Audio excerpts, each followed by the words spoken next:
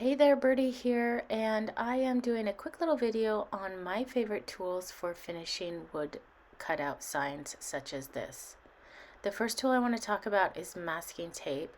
Masking tape is super helpful in holding your tiny detailed pieces so you don't have to hold them and try and paint them, which can get messy. It gets paints all over your fingers and such.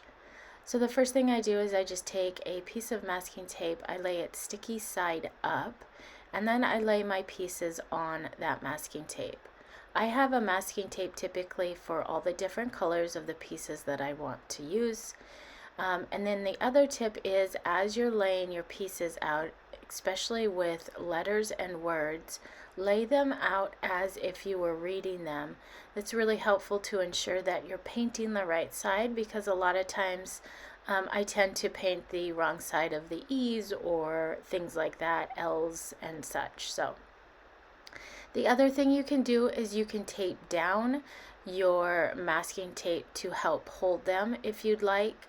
I like to leave mine free so that I can move them around as I'm working on projects. The masking tape acts really well as little trays and helps ensure I don't lose all those tiny pieces as well. So for painting these detail pieces, I like to use a makeup sponge, which is my second favorite tool when painting these signs. The makeup sponge, if I'm painting something small, I'll typically cut it in half so that I have two small pieces. I use the large end of that makeup sponge to paint with. And then another quick little tip, you can get multiple applications from one makeup sponge. What I'll do is I'll paint my piece, I'll let it dry, I don't wash them, and then once it's dry and hard, I just cut that hardened end off, and then I have another use for that makeup sponge. I can get another use out of that. So I like to use, I could typically get 6 to 8 uses out of one makeup sponge. So I've got my makeup sponge, I loaded up the end, but you'll notice that the makeup sponge has a ton of paint on the end. And if I were to start painting right now, I would get paint all over the outside of my pieces, the edges. The paint would fall down the edge and create kind of a mess. So what I do is I load it up and then I unload it on the side of my palette there, or if you have a paper plate, whatever you're using. Essentially taking off most of that paint so I have just the right amount that's not going to cause that paint to spill over the edge and get messy or fall into those tiny cracks. The other thing is I don't paint the edges of these cutouts. I like the darker edge to really help those elements pop off my sign. And so this method for me works really great. So I'm just painting the top. Acrylic paint dries super fast, so by the time I get done with that first very light coat, I can come back and do a second coat almost immediately. And there we go, all those pieces are painted. I can slide those out of the way and move on to my bigger sign. So the next set of tools that I like to use for painting my big sign are baby wipes. I like to use a chip brush. I like to use a black sponge brush. And then at times I'll also use a large flat brush. So I'm turning my sign over just so that I can show you how you can use these three tools differently and get different finishes with each one.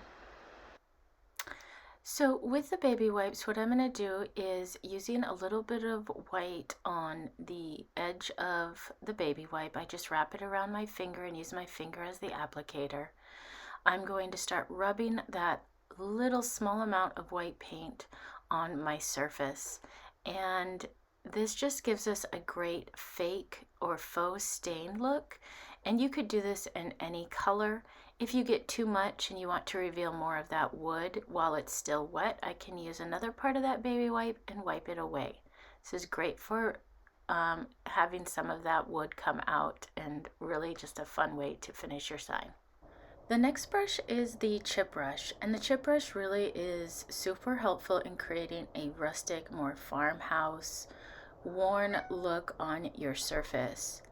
So I'm just going to load that chip brush up, and then I unload it so that it doesn't have a bunch of paint by just tapping on a different spot on my palette, and then I lightly drag that across, and these stiff bristles just give us this really great scratchy dragging motion, and you just keep adding and keep applying until it's the amount of paint that you want, and showing the underneath as much as you want. So you can do this with different colors. You can layer in different colors with the white. You could layer in grays and teals and really just make it really fun.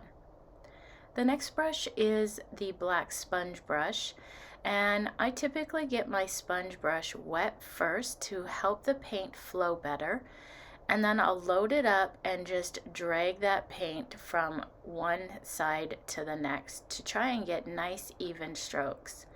The black sponge brush gives me a really nice, smooth, polished finish. You can also get this type of finish with a large flat brush as well. So these are a few of my favorite tools to use when finishing signs. I hope this is helpful. Don't forget to hit the subscribe button, and thanks for watching.